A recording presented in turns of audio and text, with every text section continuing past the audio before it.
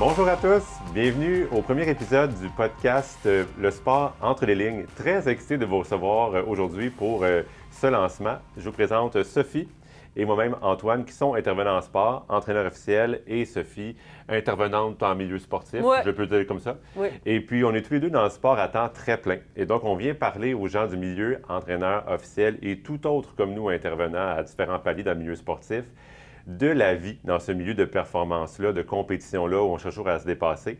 Et donc, comme je te le dis, on est là-dedans à temps très plein, donc on veut faire des podcasts pour vous faire du bien. Donc, trouver un peu un équilibre là-dedans, trouver un mode de vie, puis trouver aussi une normalité, parce qu'on est plusieurs à vivre une vie comme ça qui est un peu différente, d'aller chercher quelque chose qui nous ressemble à travers d'autres voies. Des fois, ça fait un peu du bien. Donc, le thème aujourd'hui, titre de l'épisode, on a un équilibre de vie, un art de vivre en mouvement continuel, plutôt en mouvement. Et on a trois grands volets dans ce premier épisode-là qui vont être d'abord la gestion de l'énergie, un point plutôt important quand on veut survivre dans cet environnement-là. Deuxième point qui est la diversification de nos projets. Et le troisième qui est, bien sûr, notre équilibre de vie de façon générale. Sophie, lance-nous ça. Eh bien, écoute, c'était tout un timing, justement, parce que je m'en venais dans l'auto récemment, puis je pensais à ça. Tu sais, je pensais quand tu disais, on a un rythme de vie qui est un peu anormal. On s'entend là, que quand on parle à nos voisins, quand on parle à notre famille, on a l'air assez effréné. Puis là, j'entends une super entrevue avec un arbitre de la LNH à la radio. C'était son 1000e match. Si je me rappelle bien, c'est Frédéric Lécuyer. Puis là, il expliquait son rythme de vie à la radio, où il disait, bon, il comptait combien de temps il était parti de la maison, qu'est-ce qu'il fallait qu'il fasse comme formation, tous les voyages, le nombre de fois qu'il prenait l'avion. L'animateur avait l'air essoufflé juste à l'écouter. Il disait, mais voyons donc, comment tu gères ça? Comment tu es capable de gérer tes enfants, ta famille? Puis je trouvais ça, là, je riais dans mon auto parce que je me disais, hey, le nombre de fois je me suis fait poser cette question-là. Puis là, c'était le fun parce que Frédéric Lécuyer, lui, il disait, oui, mais tu t'habitues à ce rythme-là, tu sais. Moi, c'est mon rythme, c'est là-dedans que je suis bien. Puis quand je suis à la maison, je suis 100% là. Puis on a comme un peu refait notre routine autour de ce rythme-là. Puis on s'y habitue. Puis les enfants sont habitués à ça. Puis moi, c'est là-dedans que je me sens bien. Puis c'est là-dedans que je me ressource, tu sais. Mais c'est quand même vraiment drôle de voir que oui, c'est vrai que ça a l'air effréné quand tu l'écoutes. Puis là, je me dis, ça doit te parler aussi, là, comme entraîneur puis comme officiel. Bien, c'est sûr que je pense que c'est plutôt hors du commun. Tu sais, je pense à mes amis qui m'ont dit, non, mais toi, le burn-out te guette, tu sais, puis ça n'a donc pas de bon sens, puis comment tu fais. Puis là, à Noël, à chaque année, je compte mes nuits à l'extérieur de la maison. Puis là, ça fait 2 ans que je dépasse le 100, tu sais, je suis comme à 119, 120 nuits par année où je ne dors pas chez moi. Mais ça va. Tu sais, comme tu dis, j'ai trouvé mon équilibre là-dedans. Puis la clé, je pense, puis c'est arrivé, il y a de l'erreur puis il y a de l'expérience, mais je ne le vis pas comme je le vivais à 22 ou comme je le vis aujourd'hui. Mais ce qui a fait une grosse différence au fil du temps, dans cette gestion du temps-là, justement, c'est de trouver une espèce de routine. Tu sais, un peu comme M. Lécuyer, que je ne connais pas, mais que je salue. C'est un peu comme tous ces officiels-là qui sont sur la route tout le temps, ou pour nous qui voyageons beaucoup avec le sport. Bien, est-ce qu'on ne peut pas garder un petit morceau de notre vie quotidienne quand on est à l'extérieur? Fait que, tu sais, de garder un espèce de rythme de vie qui ressemble à ce qu'on fait à la maison. Sinon, on se perd trop là-dedans. Fait que moi, quand je suis en hôtel, bien, c'est... Je me lève le matin, tu fais ton temps pour l'entraînement, après, tu as ton temps de courriel, après, ta journée part. Mais ça, c'est comme derrière toi. Fait que tu peux être dédié à... Là, tu es dans la tâche de ta compétition. Ouais. Mais tu as déjà fait un peu ton bout de normalité. Je sais pas, le café, mais là, c'est leur café le matin. Ouais. Il y a des choses super symboliques qui sont rassurantes et qui peuvent dans son sens. Ça, c'est un truc, d'ailleurs, qu'on utilise beaucoup avec nos athlètes, puis on utilise aussi beaucoup avec les athlètes de cirque, parce qu'ils sont beaucoup en tournée. C'est, oui, tu as ta routine à la maison, puis tu sais, les athlètes, c'est très routinier. Comme entraîneur aussi, probablement aussi, c'est OK, bien, c'est comme ça que j'aime ça. Je fais comme ça mon sac le matin. C'est à telle heure que je pars avec tel café, justement. Mais quelle partie de ta routine tu peux amener sur la route pour, justement, garder une espèce d'équilibre, tu sais? Puis c'est aussi important de penser à l'équilibre, pas en gestion de temps. On apprend ça en gestion de temps, hein, l'équilibre. Clairement. Mais dans le fond, c'est une gestion d'énergie. Puis ça, on le sait, dans le sport, c'est évident. Tu sais, le faire 2 minutes de burpees, ça prend le même temps que faire 2 minutes de jogging et que ça prend pas la même énergie pour ceux qui ont déjà fait ça. Fait qu'il faut vraiment plus penser en termes d'énergie. Puis l'énergie, c'est pas fixe comme le temps, tu sais. C'est différent, c'est en mode continu, c'est un processus. En fait, l'analogie, moi, que j'utilise tout le temps, puis ceux qui m'ont déjà vu dans des ateliers ou qui m'ont déjà rencontré vont dire « Ah, encore son analogie de bateau ». Mais c'est vraiment ce que j'ai en tête. On les salue. L'analogie d'un bateau, où est-ce que quand tu fais un bateau à voile, là, c'est rare que tu as le vent dans le dos puis que la mer est flatte puis que tu es tout le temps dans la même position, tu sais. Faut que tu vois venir le vent. Ton bateau, il va tanguer à gauche, il va tanguer à droite. Des fois, il va avoir un coup de vent. Des fois, il va arrêter complètement, puis là, il faut que tu réajustes tes voiles. Fait que c'est normal d'être un moment dans ta vie où ce que là, ton bateau, il est en angle. Mais l'important, c'est de savoir quand est-ce que tu vas le ramener droit avant que le mât, il lâche, là, tu sais. Clairement. Puis je pense que le temps, comme tu dis, c'est ça parce que c'est super quantifiable. C'est bon pour des fois notre sentiment de contrôle. Nous, dans le sport, des fois, on a un peu ça, les coachs, jamais. Mais ça nous fait du bien, ça nous apaise. Mais inversement, d'aller sur le concept de l'énergie, il faut que tu t'écoutes un petit peu plus. Il faut que tu sois plus conscient. Tu le prévois aussi différemment. Puis ça, bien, avec le fait de le faire, de le répéter, de le vivre, tu apprends à voir un peu qu'est-ce qui te tire du jus, qu'est-ce qui t'en tire pas. Et c'est fascinant parce que rapidement, après ça, l'assiette se remplit. Oui. Puis quand tu t'écoutes pas, puis il y a une chose qui est un peu à risque dans le milieu sportif, c'est de s'inonder dans un seul projet. Oui. Puis les coachs et les officiels, on est au service d'un projet sportif qui n'est pas le nôtre, en fait, qui est celui de l'athlète ou du groupe d'athlètes ou de l'équipe pour qui on travaille, ou de la ligue, ou peu importe, mais c'est pas notre projet à nous. Et ça, moi, ça m'a amené avec les années à trouver aussi des projets un peu en dehors de mon coaching, parce que tout ce que je fais dans la vie, c'est hyper niché. Je coach, j'ai pirouette. C'est presque banal, même, en fait. Bon, certains diront que ça a loin d'être banal, mais chacun sa réalité, finalement. Mais c'est focus. Tu sais, le sport, c'est focus. Exact. Puis, bien, il y a un bout, tu sais, là-dedans qui ne m'appartient pas complètement. Puis, des fois, c'est une grosse blessure. Des fois, c'est une contre-performance. Des fois, c'est une retraite, même. Fait que, tu sais, ce bout-là sort de ma vie ou se modifie, puis il ne m'appartient plus, puis peut être dur à encaisser pour plein de raisons. Fait que le fait de se diversifier, c'est comme dans mon ancien passé de comptable agréé.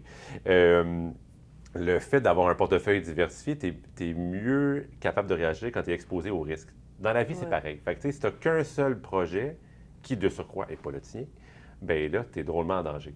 Par contre, si tu as plein de petits projets que tu mesures avec dosage, la clé dans le dosage, bien, tu t'en sors mieux. Fait que certains gens regarderaient mon horaire et me diraient, bien, ça n'a pas de bon sens, ta vie, bien trop occupée. Il y a une partie qui n'est pas fausse, mais il y a une partie qui est aussi, bien, j'ai trouvé des projets qui me nourrissent moi, en dehors de mon travail, en dehors de uniquement ce que je fais dans le milieu de la compétition, de la performance. Et ça a été une clé, je pense, pour arriver à m'en sortir. Je pense que des fois, on a peur que diversifier, ça égale à éparpiller. Puis ça, on le répète beaucoup aussi aux entraîneurs, mais aussi aux athlètes. C'est pas parce que tu fais plusieurs projets que tu es nécessairement éparpillé puis pas concentré. T'sais. Tu peux avoir plusieurs projets, puis justement, ça te permet souvent de diminuer le stress parce que tu peux passer d'un projet à l'autre si jamais, justement, il arrive quelque chose ou que tu as une contre-performance, mais tu peux te concentrer sur un autre projet puis passer à autre chose plus rapidement. T'sais. Fait que oui, de se diversifier, c'est super important. Ce qui ne veut pas dire de s'éparpiller. Non. Ça, tu m'avais parlé, hein, les deux, on est des lecteurs du Harvard Business Review, où il y a plusieurs trucs super intéressants, souvent applicables. Exact. Puis un qu'on a retenu tous les deux, quand on s'est parlé, c'est que la clé réside, c'est super en vogue avec les distractions quotidiennes qu'on peut avoir, mais les distractions dans nos vies de façon générale, c'est que la clé, si on veut bien se diversifier, c'est vrai, c'est une chose à la fois. L'article dont on parle, c'est « The magic of doing one thing at a time ». Fait que quand tu t'assois pour faire ton heure de courriel, c'est ton heure de courriel, tu ne fais que ça. Quand tu t'assois pour faire une formation continue, mais c'est ta formation continue. Après ça, quand tu fais tes plans annuels pour les athlètes, c'est tes plans annuels. Quand tu fais ta révision de règlement pour ta compétition comme officiel, bien, c'est là que tu fais ça. Puis comme ça, bien, tu deviens vraiment plus concentré, mais drôlement plus efficace quand tu le fais. Fait que ton heure, ton unité de temps, qui est 1 heure, devient vraiment plus payante. Oui, exactement. Puis ça, tu peux l'appliquer dans toutes tes sphères de vie. Fait que présentement, si je suis en train de prendre un café pour me relaxer, mais prends pas ton café pour te relaxer en même temps de faire tous tes courriels puis de texter ta blonde sur les 5 choses à faire en fin de semaine, tu sais. Prends-le, 5 minutes pour relaxer, puis après ça, tu embarqueras sur l'autre tâche, puis après ça, tu embarqueras sur l'autre tâche, mais dans différentes sphères de ta vie aussi. Puis ça, c'est un concept... j'ai adoré un cours que j'ai suivi, c'est en ligne, gratuit pour tout le monde, par Dr. Laurie Santos, qui qui est une professeure psychologue clinicienne à Yale. Puis elle enseignait la notion de confetti de temps.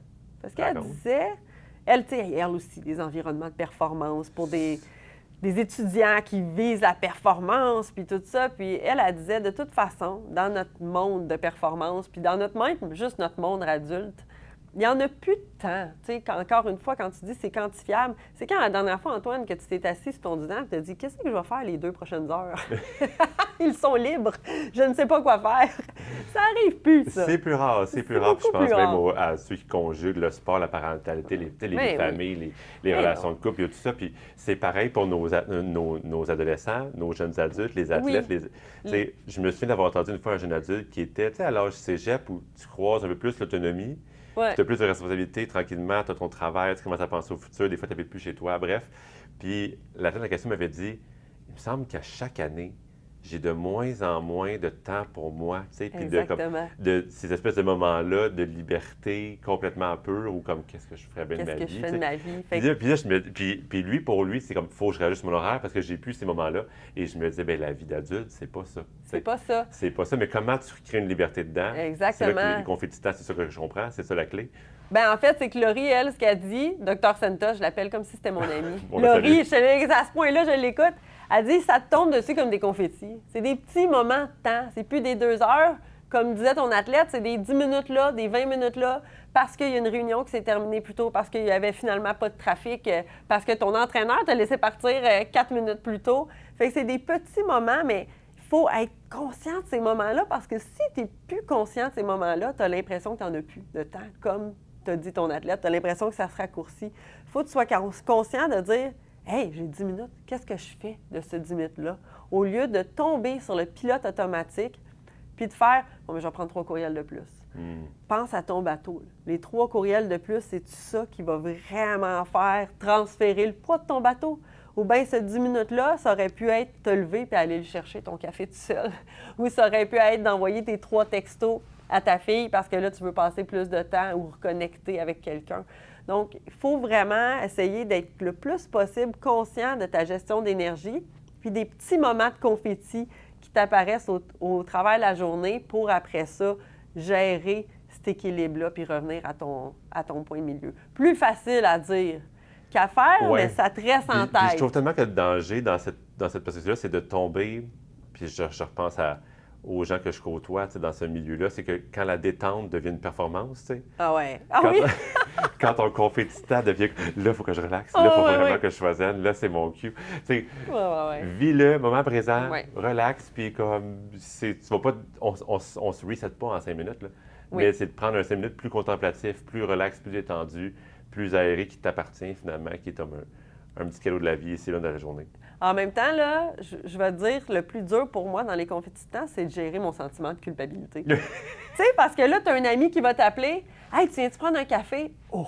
Là, théoriquement, tu as le temps, mais là, tu te sens super coupable parce que tu pourrais être en train de faire ça. Fait que, tu sais, en même temps, comment tu fais pour prendre tes décisions sur ta gestion d'énergie quand il y a autant d'opportunités et que tu as autant de choses à faire, tu sais? Moi, le truc qui m'a sauvé là-dedans, c'est encore une analogie de super chiffrée comptabilité.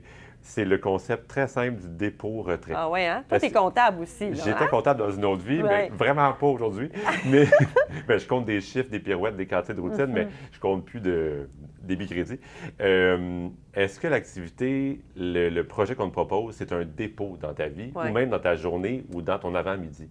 C'est-à-dire, le café dont tu parles, est-ce que ça va t'amener, ça va te faire du bien parce que c'est ton moment de pause, parce que tu peux le prendre, parce que ça va être, un espèce de temps plus zen un petit peu, ou inversement, est-ce que ce temps-là va devenir une espèce de 15 minutes où tu spins, tu penses à autre chose, c'est lourd, puis tu n'en peux plus, tu sais. Donc, voilà comment, est-ce que je dépose dans ma banque de bien-être ou je retire dans ma banque de bien-être? Et après, le pouvoir décisionnel est plus facile.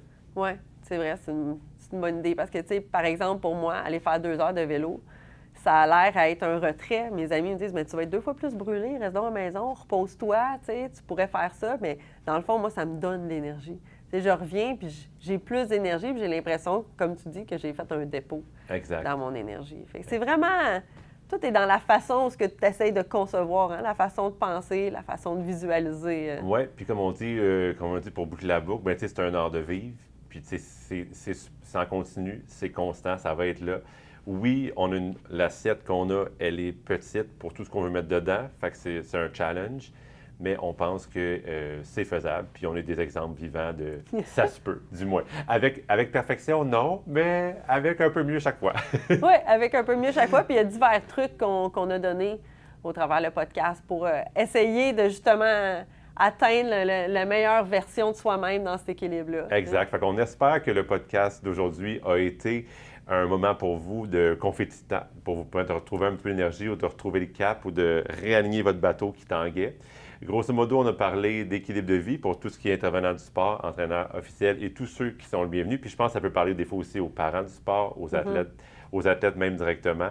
Mais grosso modo, on a parlé de gestion de temps par rapport aux gestions d'énergie. Oui. Donc des unités d'énergie, puis aller voir notre ressenti un petit peu sur les tâches qu'on fait. On a parlé de se diversifier, avoir plusieurs projets pour pouvoir mieux répondre à ce qu'on vit. Et finalement, sans s'éparpiller. Et finalement, de prendre les confetti-temps, les temps pour soi, d'aller chercher des petites bouffées d'air dans notre quotidien. Ici, là, sans se sentir coupable, en vivant bien, puis le calme est partout, hein? Ouais. Donc, des fois, le calme, c'est 5 minutes ou c'est 15 minutes de podcast.